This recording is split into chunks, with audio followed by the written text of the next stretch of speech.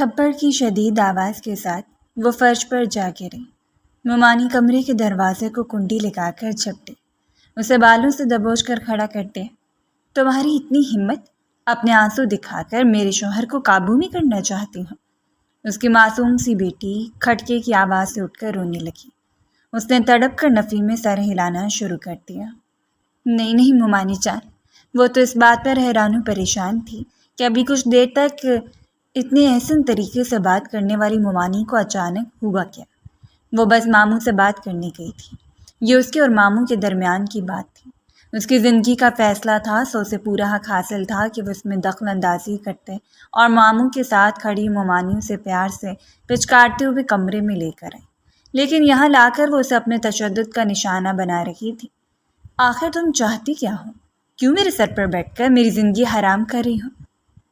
سیٹھ کی حویلی سے نعمانی کو کتنا پروفٹ ہونا تھا، اس بات کا سارا حساب کتاب تو وہ بہت پہلے ہی لگا چکی تھی، اور اس میں صرف اس کی آنکھوں میں لالچ ناچ رہا تھا۔ لالچ کے علاوہ دو ایسے بڑے فائدے اور بھی تھے جو نعمانی کو نظر آ رہے تھے۔ ایک تو رابعہ کی زندگی میں وہ لڑکی بوجھ بن کر نہ جاتی، اور دوسرا ساری زندگی وہ یہاں تو نہیں اسے بٹھا سکتی تھی۔ مفت میں روٹیاں توڑنا، اس کی اور اس کی بچی کی ذمہ داری اٹھانا۔ میں کسی اور سے شادی کر لوں گی نعمانی، لیکن سیٹھ اچھا آدمی نہیں ہے۔ اس نے ایک بار پھر روتے ہوئے ان کے سامنے ہاتھ جوڑ دی، اور نعمانی نے غرا کر اسے دیوار کے ساتھ لگا دیا۔ یہ رشتہ میں نے خود ڈھونڈا ہے، اور تمہارا نکاح ٹھیک 2 دنوں کے بعد سیٹھ زین العابدین سے ہوگا۔ تم خود اپنے ماموں کو اقرار کرو گی، ورنہ۔ دھمکی امیز نظروں سے اسے دیکھتی نعمانی نے دانستہ طور پر بات کو ادھورا چھوڑ دیا، اور وہ سہم کر ان سے دور ہوئی۔ چہرے کی رنگت بے تحاشا سرخ تھی، بال بکھر گئے اور بڑی بڑی حسین آنکھوں سے آنسو ٹوٹ ٹوٹ کر گر رہے تھے۔ اس نے کس قدر مشکل زندگی پائی تھی، آگے کنواں اور پیچھے کھائی۔ وہ کچھ بھی نہیں کر سکتی تھی، کچھ بھی نہیں، سوائے تڑپنے کے، اور اسے وہیں چھوڑ کر اس کی بیٹی پر ایک نظر ڈال کر گویا اسے جتایا گیا کہ وہ اپنا نہیں تو اپنی بیٹی کے متعلق سوچے۔ اور نعمانی کے باہر جاتے ہی اس نے لپک کر نور کو بازو میں بھر لیا۔ وہ اسے بے تحاشا چومتی جا رہی تھی۔ کاش دلاور اسے کبھی چھوڑ کر نہ جاتا، کاش اس کی زندگی اسی طرح گزر جاتی جس طرح گزر رہی تھی، لیکن اس نے چھوڑنے کی جلدی کر دی، وہ جس نے ساتھ مرنے اور جینے کی قسمیں کھا رکھی تھی۔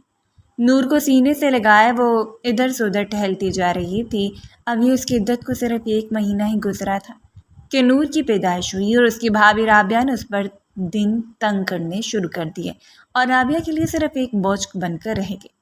اور صرف اسے اپنے گھر سے نکالنے کے لیے نہ رابعہ نے اپنی ماں کی منت کی، جو کہ رشتے میں اس کی نعمانی لگتی تھی، اور اسے بہلا پھسلا کر ماموں کے گھر پہنچا دیا گیا، بیٹی سمیت۔ جہانگیر صاحب کے سامنے اس کے ساتھ اچھا رویہ اختیار کیا جاتا، لیکن ان کے چلے جانے کے بعد نورین بیگم کی حکمرانی ہوتی۔ وہ اگر چاہتی تو اسے سانس لینے دیتی، اور اگر نہ چاہتی تو وہ چپ چاپ اپنی سانسوں کو روک کر کسی کونے میں دبک کر بیٹھی رہتی۔ دن میں 2 وقت سے زیادہ اسے کھانا نہیں ملتا، اور وہ بھی بچا ہوا کھانا۔ وہ ایک ماں تھی، اپنی بیٹی کو دودھ پلاتی تھی، اور ایسے میں خوراک کے چند والوں کے لیے تڑپنا بہت تکلیف دہ تھا۔ نور کے ددیال والوں نے پلٹ کر دیکھنا بھی گوارا نہیں کیا۔ اسے گھر سے نکالنے کے بعد وہ لوگ جیسے تمام رشتوں کے تقاضوں کو بھی بھول گئے، اور یہاں دن اس پر دن بدن تنگ ہوتے چلے گئے۔ اب یہ نئی مصیبت اس کے گلے پڑ گئی تھی۔ چند دن پہلے وہ نعمانی کی ضد پر ان کے ساتھ سیٹھ کی حویلی میں گئی، جہاں سیٹھ زین العابدین نے اسے ایک نظر دیکھا اور اس پر فریفتہ ہو گیا۔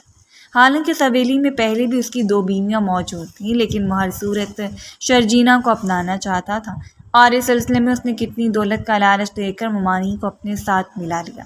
یہ بات کسی سے ڈھکی چھپی نہیں تھی، لیکن اب اس پر مسلسل دباؤ دیا جا رہا تھا کہ وہ جہانگیر صاحب کے سامنے اقرار کرے کہ وہ خود سیٹھ سے رشتے کے لیے رضامند ہے۔ یوں لگ رہا تھا جیسے وہ گھر میں پڑا ہوا ایک کوڑے کا ڈبہ ہے جسے اٹھا کر سیٹھ کے حوالے کیا جا رہا ہے، اور اس کے ساتھ سیٹھ کا احسان بھی مانا جا رہا ہے، جبکہ کپاتے ہوئے دل کے ساتھ وہ اپنی زندگی کے برباد ہونے پر آنسو بہانے کے علاوہ کچھ نہیں کر سکتی تھی۔ اپنی بیٹی کو سلانے کے بعد وہ رات بھر ٹھنڈے ٹھار فرش پر بیٹھی رہی، ہر طرح سے جھانک کر دیکھ لیا، امید کا کوئی دروازہ نہیں تھا۔ اگلے دن جہانگیر صاحب کی دکان پر جاتے رابعہ بھی گھر واپس آ گئی۔ اس نے اور اس کی ماں نے مل کر اسے قائل کرنے کی 1000 کوششیں کی تھیں۔ رابعہ کا کہنا تھا کہ وقار اسے کسی بھی صورت اس گھر میں نہیں رکھیں گے، ان کے اور ان کے بچوں کے خراجات مشکل سے پورے ہو رہے ہیں اور ایسے میں اس کا بوجھ اپنے کندھوں پر لاد کر نہیں چل سکتے۔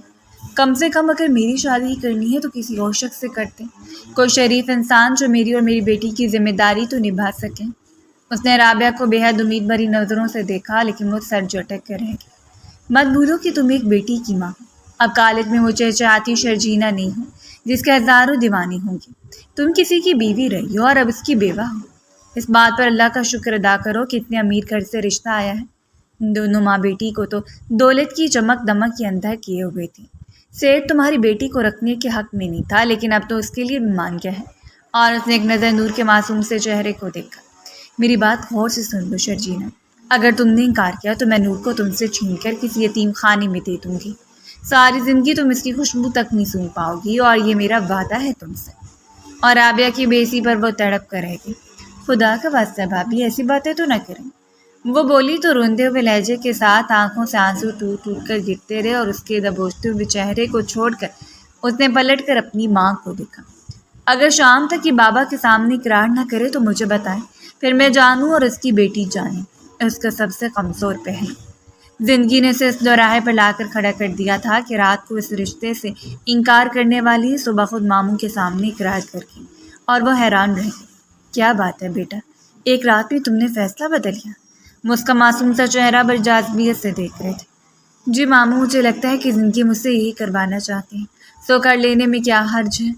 وہ بولی تو آنسوؤں کو آنکھوں تک نہیں پہنچنے دیا، اور نورین بیگم نے فوراً سے تھام کر گلے سے لگا لیا۔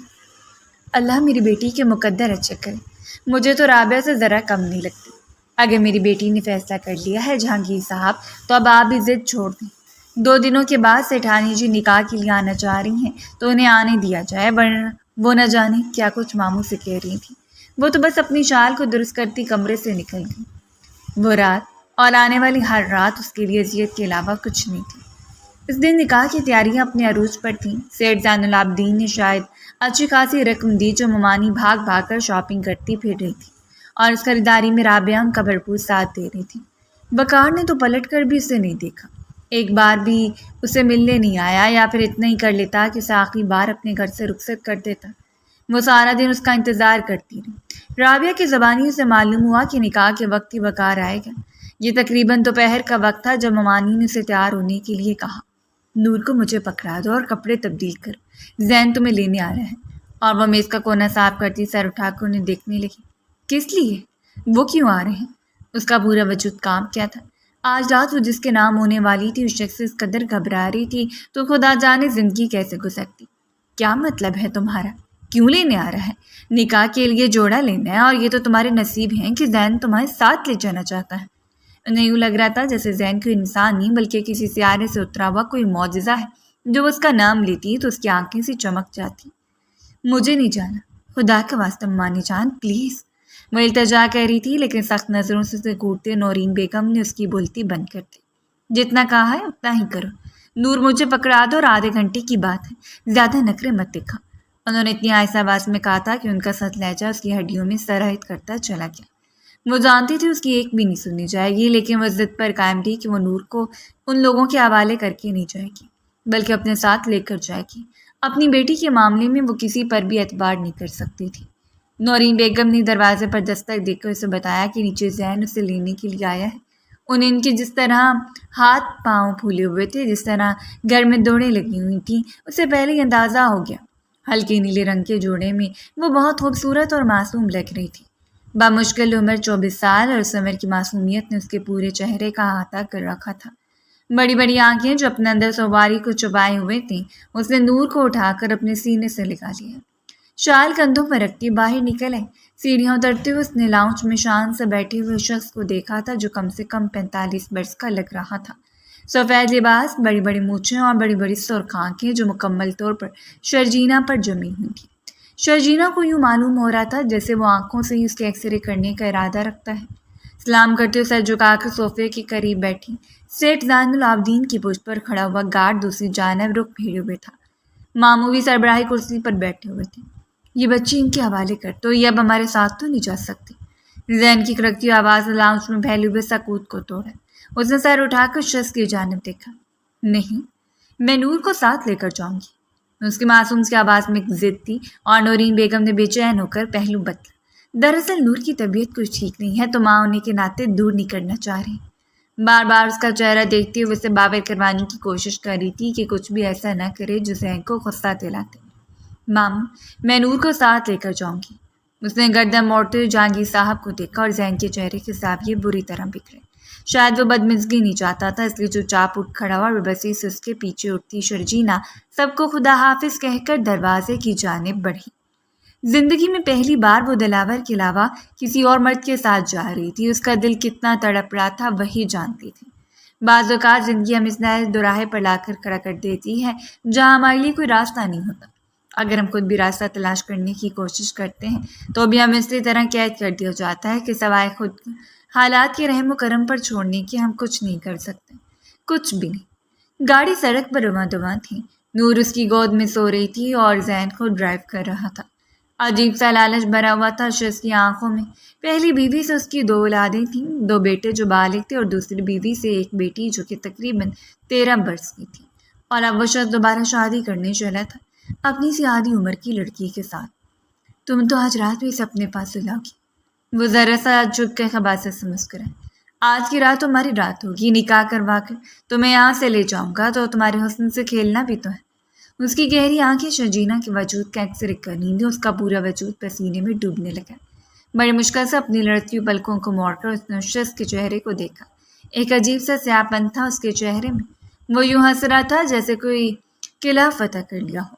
یہ میری بیٹی ہے زین صاحب، میں اسے ہمیشہ اپنے پاس رکھوں گی۔ اگر آپ اس کی ذمہ داری نہیں اٹھا سکتے تو بے شک اس رشتے سے انکار کر دیں۔ وہ بھی 2 ٹوک انداز میں کہہ گئی اور ذہن نے ایک جھٹکے سے گاڑی کو بریک لگا کر پلٹ کر اسے دیکھا۔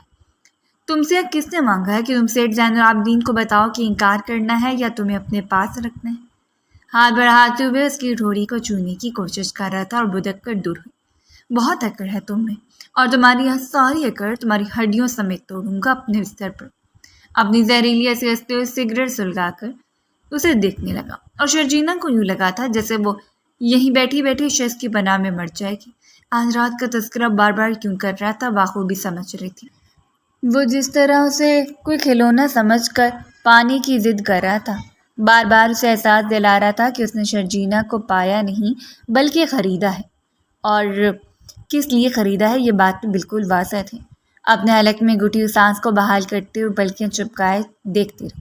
شرجینا کو ساتھ لے جانا صرف اپنی خباثت کا مظاہرہ کرنا تھا۔ اسے نہ ہی وہاں پر شرجینا کی مرضی چلنے دی اور نہ ہی اس کی پسند ناپسند کا خیال رکھا۔ وہ تو چپ چاپ 4 قدم پیچھے کھڑی رہی۔ اپنی مرضی سے ایک جوڑا منتخب کرتے ہوئے وہ دوبارہ کاؤنٹر کی جانب آیا اور اس کا مطالبہ سن کر چند قدموں کے فاصلے پر کھڑی ہوئی لڑکی سر سے پاؤں تک سرخ ہو گئی۔ اپنے لبوں کو دانتوں میں دبا کر اس نے بے بسی سے اس شخص کو دیکھا تھا جو چمکتی ہوئی نگاہوں سے اسے دیکھتے ہوئے بے باک سے ڈریس کو پیک کروانے کی بات کر رہا تھا۔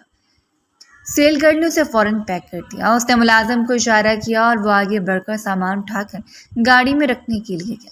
وہ پلٹی تھی جب وہ ذرا سا اس کے قریب آتے ہوئے جھکا۔ ایک جوڑا خریدا ہے تاکہ لوگ تمہیں دیکھ سکیں، تمہاری خوبصورتی کو دیکھ کر زین العابدین کے انتخاب کی داد دے سکیں۔ اس کے قریب سے مہنگے کلون اور سگریٹ کی ملی جلی بس آ رہی تھی۔ وہ کسمسا کر دور ہونے لگی، لیکن وہ اس کے بازو کا دبوچے کھڑا تھا اور ایک جوڑا اپنے لیے خریدا۔ ایک رات کو تمہیں پہناؤں گا اور وہ اسے زیادہ کچھ سن ہی نہیں پائی اور کڑی نظر اس کے چہرے پر ڈالتے ہوئے وہاں سے پلٹ گئی، گاڑی کی جانب چلی گئی اور وہ دیر تک اس کی پشت کو دیکھتا رہا۔ ایسے ہی تو اسے لڑکی چاہیے تھی، اس کی ٹکر کی، جسے وہ چیختا چلاتا اور دیکھتا، جس کی اکڑ کو توڑ کر وہ فتح یاب ہو جاتا۔ گھر میں مہمانوں کی آمد ہونے لگی اور ان مہمانوں میں اس کا بھائی بھی شامل تھا۔ وہ بڑی دنیا میں اس کا واحد سہارا تھا۔ وہ کمرے میں اس سے ملاقات کرنے کے لیے آیا تو لپک کر اس کی جانب بڑھی اور اس کے سینے سے جا لگی، اور وقار نے اس کے سر پر ہاتھ پھیرتے اسے خود سے دور کر دیا۔ آپ وائٹ کلر کے شرارے میں دل فریب لگ رہی تھی۔ بیوٹیشین نے مہارت سے اس کے چہرے کو میک اپ سے سجا دیا۔ ہاتھوں میں گجرے ڈالے لائٹ سی جولری کے ساتھ اس کا وجود دمک رہا تھا۔ ایک دفعہ پہلے بھی وہ دلہن بنی تھی، شوق رنگوں میں نہائی ہوئی، لبوں پر مسکراہٹ بکھیرے، اور آج سوگوار سا حسن لیے وہ وقار کو بڑی بے بسی سے دیکھ رہی تھی۔ بھائی ایک بار آپ اس شخص سے مل تو لیتے۔ نرمی سے اس کے ہاتھوں کو تھامتے اس کی آنکھوں میں دیکھ کر اس نے التجا کی اور وقار نے ہاتھ اٹھا کر اس کے سر پر رکھا۔ تم فکر کیوں کر رہی ہو؟ ماموں ممانی نے دیکھا ہے، وہ تمہارے لیے اچھا ہی فیصلہ کریں گے۔ سارے جہاں سے اندھا وہ شخص، ہر کسی کے فیصلے پر آنکھیں بند کر کے اعتبار کرنے والا، جس کی بیوی نے جو کہہ دیا سو وہی 100% ٹھیک تھا، اور اس کی جانوں سے بے اعتنائی کو محسوس کر کے وہ خاموش بیٹھ گئی۔ باہر بارات آ چکی تھی۔ کچھ ہی دیر کے بعد اس کا نکاح تھا، اور خود کو قسمت کے رحم و کرم پر چھوڑے ہیں وہ چپ چاپ سر جھکا کر بیٹھی تھی۔ نور کو اس کے قریبی کزن نے اٹھایا ہوا تھا۔ وہ کھلکھلا کر مسکرانے والی بچی کہاں سمجھ سکتی تھی کہ اس کی ماں کے دل پر کون سی مصیبت ڈھائی جا رہی ہے۔ کچھ دیر کے بعد نکاح کے لیے باہر لے جانے کا حکم ہوا اور سہارا دے کر اسے باہر لے جایا گیا۔ باہر شان و شوکت سے بارات آئی تھی۔ وہی مغروری، وہی پیسے کی پاور، مٹھائی کی ٹوکریاں، اور ان سب میں بڑے دھڑلے سے بیٹھا ہوا سیٹھ زین العابدین، جو ٹانگ پر ٹانگ رکھے قاضی صاحب کو اشارہ کر گیا۔ وہ اس کے پہلو میں سمٹ کر بیٹھے تھے۔ نہ جانے کتنے لوگوں نے افسوس سے اسے دیکھا، اور نہ جانے کتنے لوگوں نے بس یہی اس کی زندگی تھی جسے اس نے گزارنے کے لیے نہ جانے کتنے جتن کرنے تھے۔ اپنی آنکھوں میں آئے آنسوؤں کو بمشکل روکے ہوئے وہ سر چکا کر بیٹھی رہی۔ قاضی صاحب نے نکاح شروع کیا۔ وہ شخص کے نام ہونے جا رہی تھی جو آج رات اسے لوٹنے کا مکمل بندوبست کر چکا تھا۔ وہ جانتی تھی صرف ایک رات نہیں، اسے ہر رات لوٹے گا۔ شرجینہ ذوالفقار، ڈاکٹر ذوالفقار احمد، تمہارا نکاح 5 لاکھ حق میں راج الوقت سیٹھ زین العابدین ولد سیٹھ احمد علی سے پڑھایا جاتا ہے۔ کیا آپ کو نکاح قبول ہے؟ ایک بار پوچھا گیا، دوسری بار وقار اس کے قریب کھڑا تھا۔ جہانگیر صاحب چند قدموں کے فاصلے پر بیٹھے اسے دیکھ رہے تھے۔ سب لوگ اس کے منتظر تھے، اور تبھی داخلی دروازے ایک دھاڑ سے کھلا۔ وہ جو لوگ اس کے جواب کے منتظر بیٹھے تھے انہوں نے بے اختیار پلٹ کر دیکھا، اور پولیس کو اندر آتا ہوا دیکھ کر نہ جانے کتنے لوگوں کی آنکھوں میں حیرت ابھری۔ وہ بھی سر اٹھا کر دیکھتی رہی۔ ماموں جان کے چھوٹے سے صحن میں پولیس آفیسر چہرے پر سنجیدگی تاثرات سجائے اس نکاح کی محفل کو دیکھ رہا تھا۔ شاید وہ بروقت پہنچ گئے۔ یہ خدا کی طرف سے کوئی مدد تھی، یا پھر ایک ایسی چال جس کا شکار ہو کر وہ مزید پھنسنے والی تھی، لیکن وہ بے یقین ہو کر بیٹھی رہی۔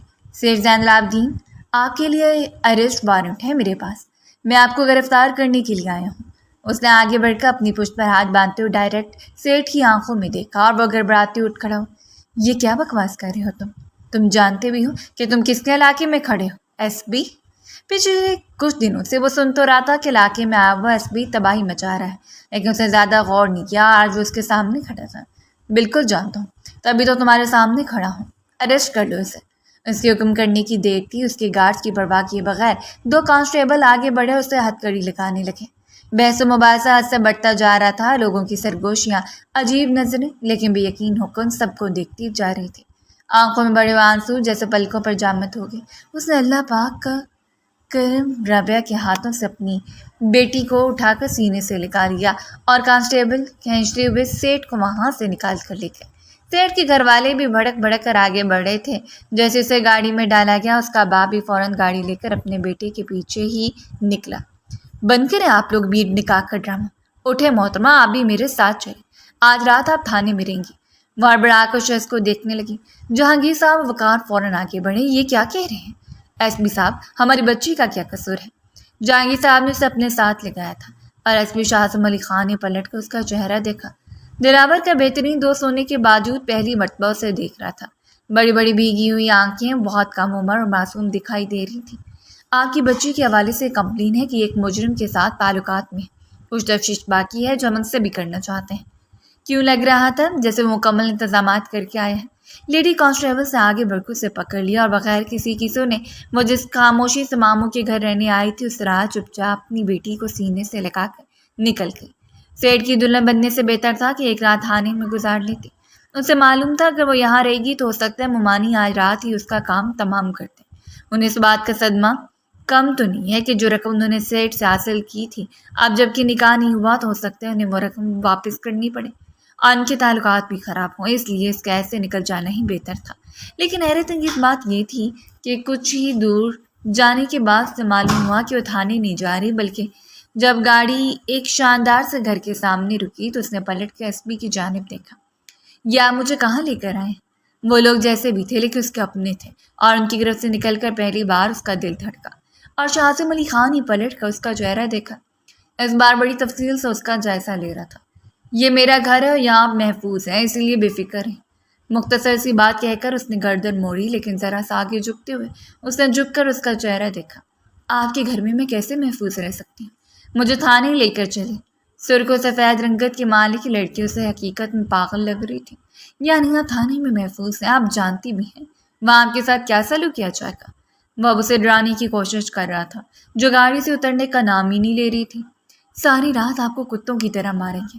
سیٹھ کے آدھے سے زیادہ جرم تو آپ نے پہلی پھینٹی میں ہی قبول کر لینے ہیں، اسی لیے نیچے اترے۔ ہلکا سا مسکرا کر اسے چمکتی آنکھوں سے دیکھتے اترنے کے لیے کہہ رہا تھا۔ وہ خود بھی اس لڑکی کو اپنے گھر میں لانے کے حق میں نہیں تھا، لیکن پس مچ کہانی کچھ اور تھی۔ اپنی بڑی بڑی خوفزدہ آنکھوں کے ساتھ اسے دیکھ کر نیچے اترے۔ اندر جاتے ہی شاہزب نے اسے ملازمہ کے حوالے کر دیا۔ انہیں یہ کمرہ دکھا دیجیے اور ان کے کھانے کا بھی خیال رکھے گا۔ دلاور کے گزر جانے کے بعد اس کی زندگی کی خوشگوار ترین رات تھی۔ وہاں اس کی کوئی کپڑے موجود تو نہیں تھے اور اس بھاری بھرکم لباس میں وہ کمفرٹیبل نہیں تھی، اس لیے اس نے ملازمہ سے کپڑے لانے کے لیے کہا تو کچھ ہی دیر کے بعد ایک مردانہ شرٹ اور ڈھیلا ڈھالا ٹراؤزر وہ دے کر گئی۔ وہ شخص دیکھنے میں شریف لگ رہا تھا۔ اسے پناہ بھی دی اور دوبارہ پلٹ کر اس کے کمرے تک بھی نہیں آیا۔ کھانا کھا کر کمرے کے دروازے کو لاک کرتے ہوئے وہ نور کو اپنے پہلو میں سلا کر لیٹ گئی۔ حیرت انگیز بات یہ تھی کہ یہاں نور کے فیڈر تک ہر چیز کا انتظام تھا۔ یوں لگ رہا تھا جیسے یہاں لانے والے کو پہلے سے معلوم تھا کہ وہ اسے یہاں لے کر آئے گا۔ اس ڈھیلے ڈھالے ٹراؤزر میں وہ دل فریب لگ رہی تھی۔ میک اپ ریموو کر کے اس نے جوڑے میں الجھے بالوں کو سنوار کر اونچا جوڑا بنا لیا۔ پہلی بار آئینے میں دیکھ کر آنکھیں مٹکاتے ہوئے مسکرا دی۔ ایک ٹھنڈی سانس خارج کرتے ہوئے اس نے خود کو پرسکون کرتے ہوئے پروردگار کا شکر ادا کیا۔ فائنلی سیٹھ سے اس کی جان چھوٹ گئی، چاہے طویل عرصے کے لیے نہ صحیح، لیکن کم سے کم اس کے بھائی اور ماموں کے سامنے سیٹھ کی اصلیت تو آ چکی تھی۔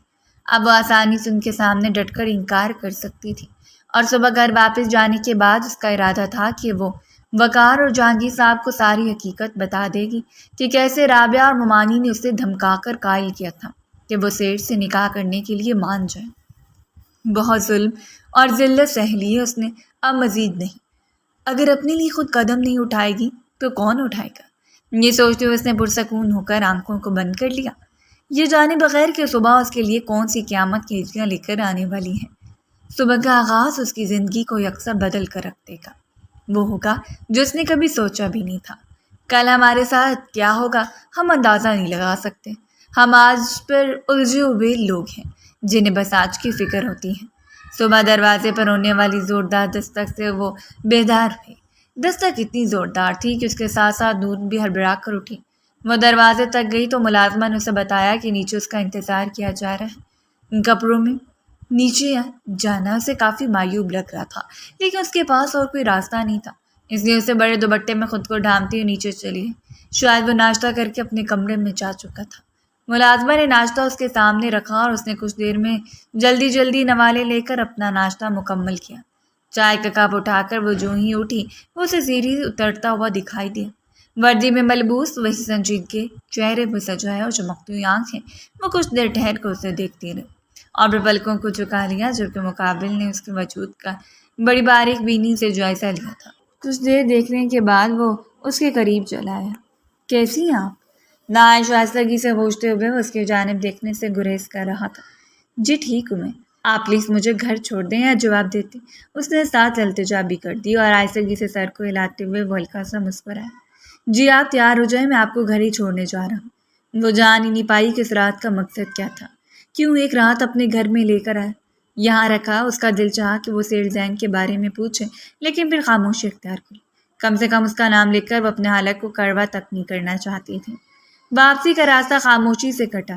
پوری گاڑی میں اس کا دل فریب سے پرفیوم کی خوشبو پھیلی ہوئی تھی۔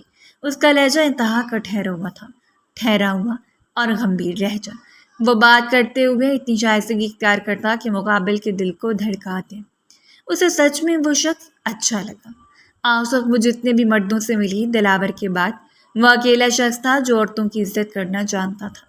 جہانگیر صاحب کے دروازے پر اتار کر واپس نہیں گیا، بلکہ اس کے پہلو میں چلتے ہوئے ان کے دروازے تک آیا۔ دستک کے بعد مانی نے دروازہ کھولا۔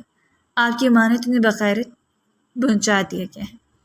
لیکن اس بات کا خیال رکھنا کہ آج کے بعد ان کی جانب سے تعلقات سیٹھ کے ساتھ آگے بڑھے تو یہ مشکل میں پڑ جائیں گے۔ اپنی بات مکمل کرتے اس کی جانب دیکھنے سے اجتناب کر رہا تھا۔ اس کی ساری توجہ ممانی جان کی جانب تھی اور ممانی نے بھڑکتے اسے اندر کھینچ کر ایس پی شاہ اعظم کی طرف دیکھا۔ تم دونوں نے ہمیں بے وقوف سمجھ رکھا ہے۔ جو کھیل تم دونوں نے کھیلا ہے وہ سب کے سامنے آ چکا ہے۔ اس لڑکی کی تو اب اس گھر میں کوئی جگہ نہیں، لیکن آپ بھی اپنی نوکری کی فکر کریں اس بھی صاحب۔ اور اس عورت کی اس حد تک چلتی ہوئی زبان سے کوفت زیادہ کرتی ہے۔ زبان سنبھال کر بات کریں، میں آپ کی عمر کا لحاظ کر رہا ہوں۔ اور حقیقت میں اس کی عمر کا لحاظ کیے کھڑا تھا۔ ممانی کے اس قدر چلانے پر جہانگیر صاحب اور وقار بھی اندر سے باہر آ گئے۔ اچھا خاصا ہنگامہ کھڑا ہو گیا۔ ممانی کی چیخو پکار تھی کہ تھمنے کا نام نہیں لے رہی تھی۔ آپ ہی بتائیں جہانگیر صاحب، یہ لڑکی تھانے میں نہیں تھی، کوئی اس کے متعلق جانتا نہیں تھا، تو پھر کہاں تھی؟ میں کہتی ہوں اگر اسے یہ رشتہ قبول نہیں تھا تو صاف انکار کر دیتی۔ اتنے ڈرامے بازیوں کی کیا ضرورت تھی؟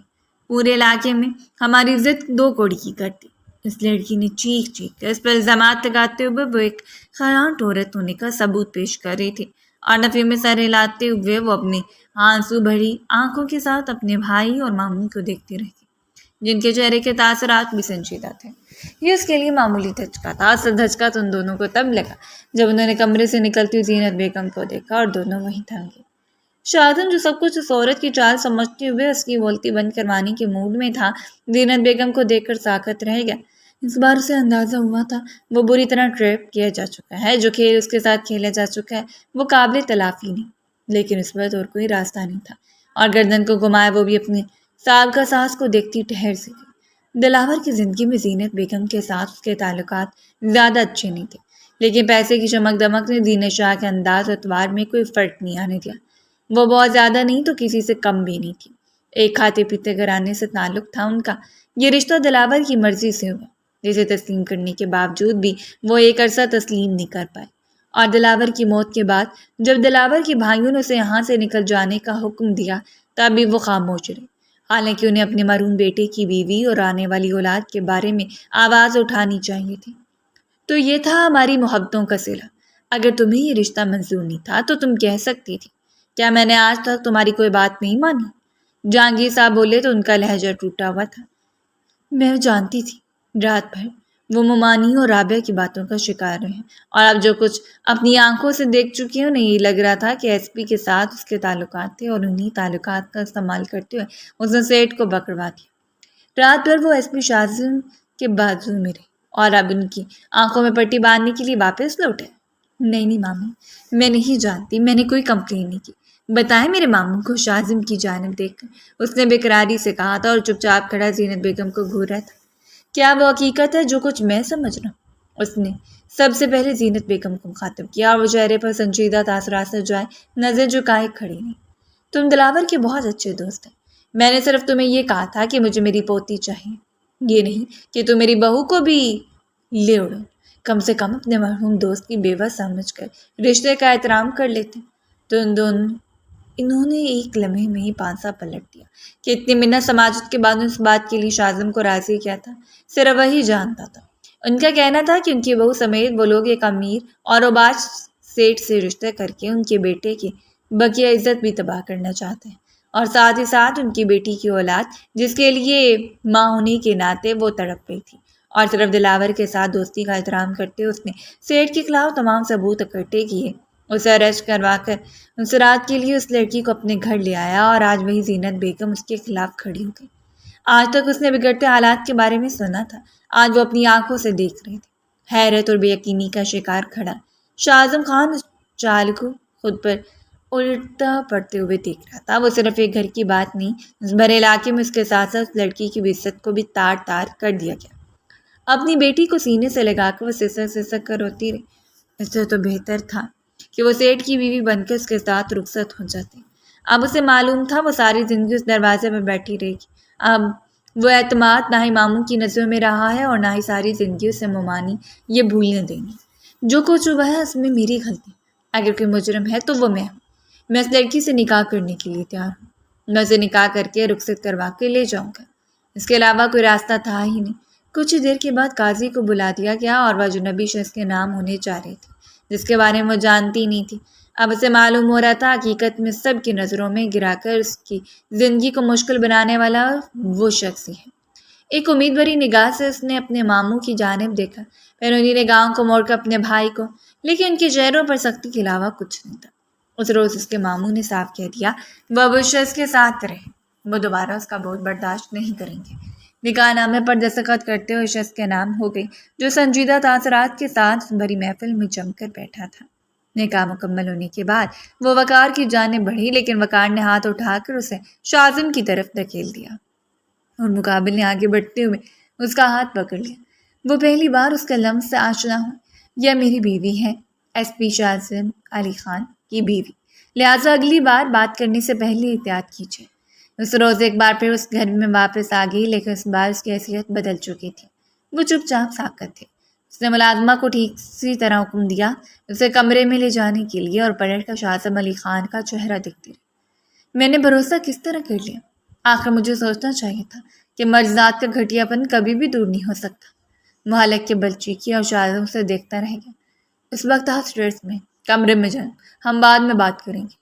وہ بات کو ٹالنا چاہتا تھا، وہ خود بھی اتنا پریشان تھا، اس وقت سے بحث کرنا بالکل ہی عجیب لگ رہا تھا۔ آخر آپ ہوتے کون ہیں؟ میری زندگی کا فیصلہ کرنے والے؟ آپ کو کیا حق حاصل تھا میرے لیے مزید مشکلات پیدا کرنے کا؟ اس کے سامنے آ کر کھڑی ہوئی اور سر اٹھا کر اس کا چہرہ دیکھتی رہی، جبکہ دانت پیس کر وہ 2 قدم اس کے قریب آیا۔ مجھے بھی سزا ملی بے جا ہمدردی دکھانے کی، ورنہ مجھے کوئی شوق نہیں تھا آپ کو اپنی زندگی میں شامل کرنے کا۔ اپنی زندگی میں بہت خوش اور مطمئن تھا میں۔ محترمہ جائیں اور کمرے میں میرا دماغ خراب مت کریں۔ صرف اس کی اونچی آواز کی دیر تھی، جو دھاڑتے اسے دیکھ رہی تھی سہم کے 2 قدم دور ہوئی اور آنکھوں میں جلملاتے ہوئے آنسو کو چھپا کر پلٹ کر کمرے میں چلی گئی۔ اس کا برا وجود کانپ رہا تھا۔ آج جو کچھ ہوا وہ کسی میں بھی یقین نہیں کر سکتی تھی، اور شازم وہ خود پہلی بار اتنی پیچیدگی سے متعارف ہوا۔ دلاور کی ماں نے اس سے منت کی تھی کس طرح اس کے بہو کو اس جنگل سے نکال کر لایا جائے، اور جبکہ اس کے پاس ان کی پوتی بھی تھی تو ان کا فکر مند ہونا بنتا تھا، اور یہ مدد اس کی اس طرح گلے پڑ جائے گی اس نے ہرگز نہیں سوچا۔ رات تک وہ لڑکی اپنے کمرے میں بند رہی، بس ملازموں سے کھانا دے کر جاتی اور وہ چپ چاپ کھا لیتی۔ رو رو کر اس نے اپنی آنکھوں کو سرخ کر لیا تھا۔ رات کے نہ جانے کون سے بہر کمرے میں داخل ہوا اور کمرے میں ہونے والے ایک اضافے نے اسے چونکا دیا۔ وہ سامنے بیڈ پر سو رہی تھی۔ اس بار اسے گھر سے نکالتے ہوئے ممانی نے اس کا سامان بھی پھینک دیا، اور شاید انہی میں سے ایک جوڑا نکال کر اس نے پہن لیا تھا۔ آنکھوں کے نیچے سرخ جگہ چیخ چیخ اس بات کی یقین دہانی کروا رہی تھی کہ اس میں سارا دن روتے ہوئے گزارتی ہیں، جبکہ متواتر اس کے چہرے کو دیکھنے کے بعد وہ دل میں ہونے والی ہلچل کو نظر انداز کیے بیٹھا رہا۔ دلاور اس لڑکی کے ساتھ خوش تھا۔ وہ نہ جانے کتنی مرتبہ اس کی معصومیت اور اس کے حسن کا تذکرہ کر چکا تھا۔ چاہے ان دونوں نے ایک ساتھ زیادہ وقت نہیں گزارا، لیکن اس لڑکی کے چہرے کی معصومیت بتا رہی تھی کہ واقعی چاہے جانے کے قابل ہے۔ لیکن اس وقت اس کے دل میں ایسا کچھ نہیں تھا، صرف اسے اسپیس لینے کی غرض، اور اس کے لیے آسانی کے لیے وہ چپ چاپ اپنے کمرے سے باہر نکل گیا۔ اس روز پہلی بار اسے اپنی ذات کے بعد اپنا کمرہ سونپا تھا، اور نہیں جانتا تھا کہ آگے جا کر اسے کیا کچھ سونپنا پڑے گا۔ صبح وہ ناشتہ کرنے کے بعد ڈیوٹی پر چلا گیا۔ ان سارے ہنگاموں میں اس کے ضروری کام پس پشت ڈالے جا رہے تھے، جنہیں مکمل وقت دے کر نپٹانا چاہتا تھا۔ ایک بار اس نے کال کر کے ملازمہ سے خیر وفیت پوچھی، اور ملازمہ نے اسے بتایا کہ بیگم صاحبہ صبح سے بخار میں بھنک رہی۔ اس نے دوا کے ساتھ کھانا بھی پہنچا دیا، لیکن بخار کی شدت اتنی تیز ہے کہ وہ بے حال ہے، اور اپنے سارے کاموں کو چھوڑتے اس نے واپس آنے کا فیصلہ کیا تھا۔ شام کے سنہرے سائے اب گہرے ہوتے جا رہے تھے۔ جس وقت گھر میں داخل ہوا اس کے چہرے پر پریشانی کا آثار تھے۔ وہ سیدھا کمرے میں آیا۔ ملازمہ نے نور کو سنبھالا ہوا تھا، لیکن وہ متبادر رو رہی تھی، جبکہ بیڈ پر لیٹی ہوئی لڑکی بمشکل اپنی آنکھوں کو بند کرتی اور کھولتی اپنے سرخ چہرے کے ساتھ بخار میں لپٹی ہوئی تھی۔ اس نے کچھ دیر پہلے ڈاکٹر کو کال کر دی تھی جو دوا دے کر گئی تھی۔ ملازمہ نے اسے بتا دیا کہ وہ دوا دے چکی ہیں، لیکن بخار تھا کہ بڑھتا جا رہا تھا۔ شاید وہ ذہنی طور پر اتنا ڈسٹرب ہو گئی، اس لیے بخار کی لپیٹ میں آ گئی۔ اس نے آگے بڑھ کر بے اختیار اس کے رخسار کو چھو لیا۔ تم ٹھیک ہو؟ وہ اس کی آنکھوں میں جھانکتے ہوئے پوچھ رہا تھا، اور شجینہ نے اپنی پلکوں کو گراتے ہوئے آنکھوں کو بند کر لیا۔ وہ پلٹ کر ملازمہ سے مخاطب ہوا، لاؤ اسے مجھے پکڑا دو اور تم جاؤ سوپ بنا کر لے آؤ ان کے لیے۔ عمومی طور پر ملازمہ رات کو گھر چلی جاتی اور رات میں یہاں نہیں رکتی تھی، لیکن اب تو کافی دیر ہو چکی تھی اور اب اسے سارے معاملات کو خود ہی سلجھانا تھا۔ چہرے پر پریشانی کو سجا اس نے ہاتھ بڑھا کر نور کو پکڑ لیا۔ زندگی میں پہلی بار کسی بچے کو سنبھالنے کی کوشش کر رہا تھا۔ وہ جو مسلسل رو رہی تھی، اس کے ہاتھوں میں آتی خاموش ہو کر اسے دیکھنے لگی۔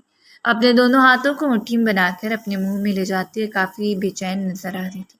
شاید وہ مدر فیڈنگ پر تھی، وہ نہیں جانتا تھا، لیکن اسے اپنے ساتھ لگاتے ہوئے ادھر سے ادھر چلتے مسلسل خاموش کروانے کی کوشش کر رہا تھا۔ وہ سفید گول مٹول سا وجود اس کی موجودگی کو محسوس کر کے اسے حیران ہو کر دیکھ رہی تھی، اور اس کی آواز اور باتوں کو سن کر شرجینا ذرا سا آنکھیں کھول کر اسے دیکھا۔ اسے حیرانی ہوئی تھی، تکلیف میں ہونے کے باوجود حیرت سے دیکھتی رہی۔ وہ شخص مکمل طور پر اس کی بیٹی کی طرف متوجہ تھا۔ وہ سیٹ جو کل تک اس کی بیٹی کو دونوں کے درمیان ایک ہڈی تصور کرتا تھا، آج تک اس کی بیٹی کو صرف ایک بوجھ سمجھا گیا، اور آج ایک اجنبی شخص خود سے لگا قسم مسکراتے ہوئے اس کے چہرے کو دیکھ رہا تھا۔ اس نے نکہت سے آنکھوں کو بند کر لیا۔ اس شخص پر اسے زیادہ امیدیں نہیں لگا سکتی تھی، ہرگز نہیں۔ اب اسے کسی پر بھی یقین نہیں رہا، ذرا برابر بھی نہیں۔ اس نے چپ چاپ ملازمہ کھلائے ہوئے سوپ کو پی لیا، دوا لی اور لیٹ گئی۔ آج تو اس حالت میں تھی کہ اسے نور کا بھی خیال نہیں تھا، جبکہ نور کو دودھ پلانے کے بعد اس نے قریب ہی سولا دیا۔ وہ شخص صوفے پر بیٹھا اس کا جائزہ لیتا رہا۔ رات بھر نور کو اسی نے سنبھالا۔ زندگی میں پہلی بار کسی چھوٹی سی بچے کو سنبھالنے والی ذمہ داری سے نمٹ رہا تھا، اور یہ کافی مشکل کام تھا۔ اس نے چپ چاپ جب بھی اٹھنے کی کوشش کی، اس نے اس کی کوشش کو ترک کر دیا۔ وہ چاہتا تھا کہ صرف آرام کرے، جبکہ چھوٹی سی معصوم بچی نے اسے فجر تک سونے نہیں دیا۔ فجر کے قریب جا کر سوئی تو وہ بھی قریب صوفے پر لیٹ گیا۔ شرجینا کے اندر الجھن اور گھبراہٹ بڑھتی جا رہی تھی، بے چینی عروج پر تھی۔ نہ جانے کیوں اس کا دل ڈوبنے لگا۔ تو بیڈ سے نیچے اتری، اپنے دوپٹے کو کھینچ کے کندھوں پر ڈالتے ہوئے اپنے بالوں کو سنبھال کر وہ کمرے سے باہر نکل آئی۔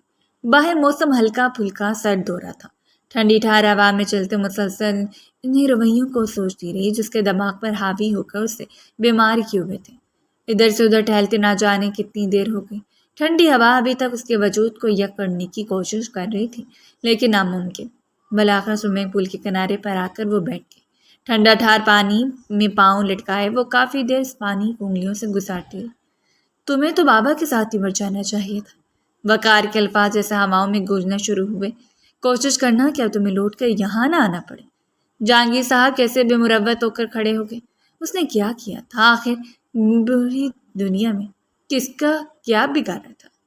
آنسو اس کی آنکھوں سے ٹوٹ ٹوٹ کر گرتے رہے، بغیر کوئی سوچے سمجھے سوئمنگ پول میں اتر گئے۔ نہ جانے اس پر کیا حاوی ہوا، اس نے کسی کے متعلق نہیں سوچا۔ اسے تیرنا نہیں آتا تھا۔ گڑبڑاتے اس نے کنارے کو پکڑا، لیکن وہ اندر گرتی چلی گئی۔ یہ پانی اتنا گہرا نہیں تھا کہ ڈوب جاتی، لیکن اس کے جسم کمزور ہو رہا تھا۔ بخار کی شدت اس پر حاوی تھی۔ لمبے لمبے سانس لیتے خود کو نارمل کرنے کی کوشش کر رہی تھی، جبکہ اچانک کسی نے بازو سے پکڑتے اسے باہر کھینچا۔ اپنے بھیگے ہوئے چہرے کو اٹھا کر اس نے اوپر دیکھا۔ اس کے بال مکمل طور پر بھیگے ہوئے تھے، بلکہ پورا وجود اور شرٹ اس کے وجود سے چپکی ہوئی تھی۔ مقابل نے کھینچ کے اسے باہر نکالا تو لڑکھڑا کر اس کے بازو میں گرتی چلی گئی، اور پہلی بار اعظم علی خان کی دھڑکن وہیں تھم گئی۔ اس بھیگے وجود کو اپنے بازو سمیٹ کر اس کا دل نہ جانے کتنی دیر دھڑکتا رہا۔ وہ اپنا چہرہ اوپر اٹھا رہے سرخ آنکھوں سے چہرے کو دیکھ رہی تھی۔ کیا میں بہت بری ہوں؟ اس کے لبوں سے سرگوشی نکلی، اور بیتاج اس کی گردن نفی میں ہل گئی۔ وہ بری نہیں تھی۔ اس کے بھیگے ہوئے لب مقابل کو بہکا رہے تھے، اس کی دھڑکنوں کو بہکا رہی تھی، جو کہ اس کی آنکھوں سے گرنے والے آنسوں سے بےتاب کر رہے تھے۔ کل تک وہ صرف اس کے لیے اجنبی عورت تھی، اور آج اس کی اپنی بیوی جو اس کے نکاح میں تھی۔ اسے اپنی ذمہ داریاں نبھانا بچپن سے سکھایا گیا تھا۔ مجھے چھپا لیں، مجھے ان سب کے حوالے مت کریں۔ وہ بہت برے ہیں، بہت برے۔ اس کے کامتے وجود کو اپنے بازو سمیٹ کر مقابل نے اس حقیقت میں چھپا لی۔ پہلی بار کوئی اس کے بے تحاشا قریب ہو کر مدد مانگ رہا تھا، اور پہلی بار اسے اپنے قریب کرتے ہوئے عہد کر چکا تھا اب اسے خود سے دور کر کے کسی کے حوالے نہیں کرے گا، چاہے خدا نے ان دونوں کو جیسے بھی جوڑا۔ لیکن اب وہ اس کی ذات سے جڑ گئی تھی، اس کی روح کا حصہ تھی، اور اس پر لازم تھا کہ اسے سنوارتا۔ آنے والے 2 دنوں میں اس نے حد سے زیادہ اس لڑکی کا خیال رکھا، اور نور اسے تو ہاتھوں ہاتھ اٹھا کر ٹہلتے ہوئے ایک عجیب سا سکون آتا۔ وہ ایک لمحے کے لیے بھی نہیں سوچ پاتا کہ کسی اور کی اولاد ہے۔ اسے لگتا بس وہ ایک معصوم سا پھول ہے جو اس کے ہاتھوں میں آ کر کھل جاتی ہے۔ اس دن اس کی طبیعت بہتر تھی۔ نور کو شاہزم کے ہاتھوں سے لیتے اس نے شاہزم کی آنکھوں میں دیکھا۔ بہت شکریہ میری بیٹی کا اتنا خیال رکھنے کے لیے۔ اس کا لہجہ ملائم تھا، اور شاہزم پشت پر ہاتھ باندھے اسے دیکھتے ہوئے ہلکا سا مسکرائے۔ میری یا ہماری؟ اور وہ حیران ہو کر نظر اٹھا اسے دیکھتی رہی۔ میری؟ اس کے لبوں نے بے آواز سرگوشی کی۔ یعنی اب جتا رہی ہیں کہ میری اپنی کوئی بیٹی نہیں؟ مت بھولیں کہ میرے پاس بیوی ہے۔ پیدا کر سکتا ہوں۔ اور اس کی بات کو مفہوم سمجھتے ہوئے وہ سر چہرے کے ساتھ لبوں کو دانتوں میں دبا کے مقابل نے قریب آ کر ہلکے سے اس کے چہرے کو چھوا۔ وہ سانس روکے کھڑی تھی۔ ہماری زندگی میں کچھ بھی میرا اور تمہارا نہیں، بلکہ ہمارا ہے۔ چاہے ہم دونوں نے جس طرح ایک دوسرے کا ہاتھ تھاما، لیکن اب اسے تسلیم کر لینا چاہیے۔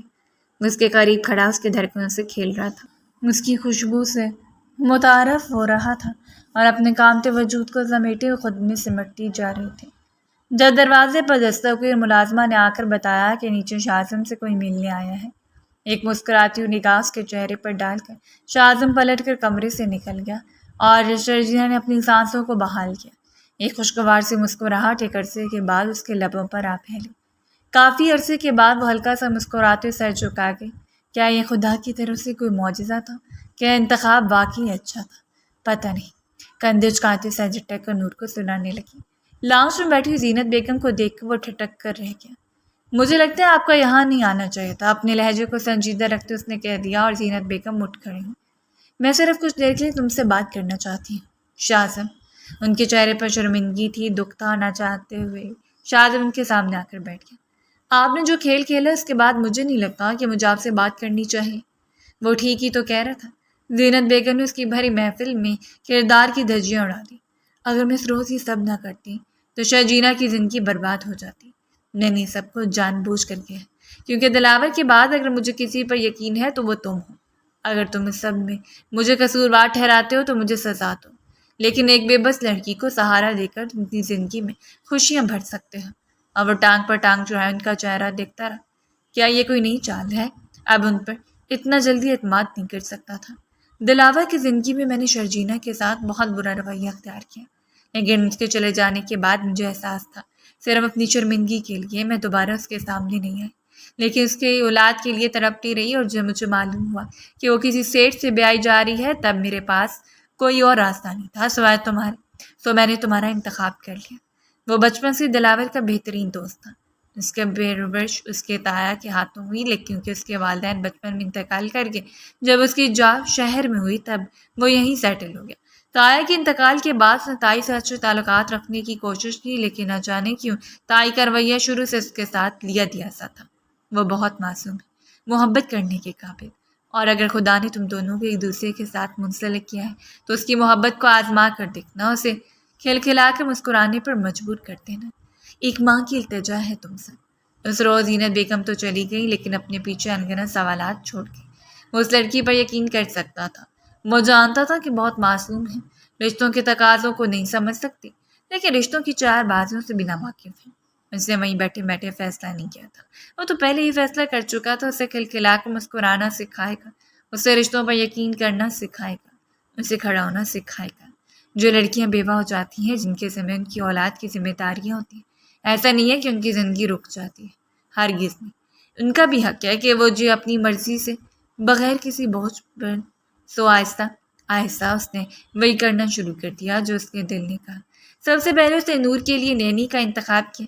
اس کے اعتماد کی بدولت اب وہ گھر بھر کی ذمہ داری اٹھانے لگی تھی، خود کو مصروف رکھنے لگی، جبکہ دوسری جانب سیٹھ نے واپس آنے کے بعد جہانگیر صاحب سے سارے پیسوں کا مطالبہ کیا جو ان کی بیوی کو دے چکا تھا، اور ان کی بیٹی کو شرجینا کے بدلے میں ساری صورتحال کا اندازہ جب وقار اور جہانگیر صاحب کو ہوا، تب وہ حیران و پریشان کھڑے رہ گئے۔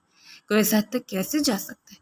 صرف کسی کی نفرت میں آ کر انہیں شرمندگی تھی، لیکن شرمندگی سے زیادہ اس بات کا اطمینان تھا کہ شرجینا غلط ہاتھوں میں جانے سے بچ گئی۔ اس روز جہانگیر صاحب سے ملاقات کرنے بھی آیا، وہ کھلے دل سے انہیں ملی۔ اسے مطمئن مسکراتے ہوئے دیکھ کر وہ خوش تو تھے، لیکن انتہا سے زیادہ شرمندہ، اور ان کی شرمندگی کو ظاہر کرنے کے ان کے پاس بیٹھی مسکراتی رہی۔ ان کے چلے جانے کے بعد افسردگی سے سوچا تھا، خدا نے انسان کو رشتوں سے نوازا ہے، لیکن کبھی کبھی یہ رشتے وبال جان بن کر ہمارے راستے میں روک کر اٹکانے لگتے ہیں۔ اپنی آنکھ کا کنارہ صاف کرتے مسکرا کر کمرے میں چلی گئی۔ اس کے شوہر نے آج اس خاص ڈنر پر تیار رہنے کے لیے کہا تھا۔ آن لائن پارسل جب اسے موصول ہوا، تب اسے گولڈن رنگ کی شیفون کی ساڑی کو دیکھ کر وہ چپ چاپ سر جھکائے بیٹھی رہی۔ وہ جانتی تھی اس کی محبت کے تقاضا کر رہی ہے اور اس کا حق بنتا تھا وہ شام اس کے لیے دل سے تیار ہے۔ اگے زندگی سے موقع دے رہی تھی، جینا سیکھ لے تو اس میں کیا حرج تھا۔ بڑی خوبصورتی سے ساڑی باندھ کر اس نے ہلکا میکا چہرے پر لگا لیا۔ کافی عرصے کے بعد وہ تیار ہوئی تھی. کمرے میں آتے شاذب نے اسے دیکھا اور پھر دیکھتا ہی رہ گیا. مسکرا کر سر جھکاتی لبوں کو کاٹتی رہ گئی. محتمر ڈنر کا پلان تھا. ایسا تو نہیں سوچا تھا کہ آپ میرے پیروں کو جکڑ کر مجھے قید کر لیں گی.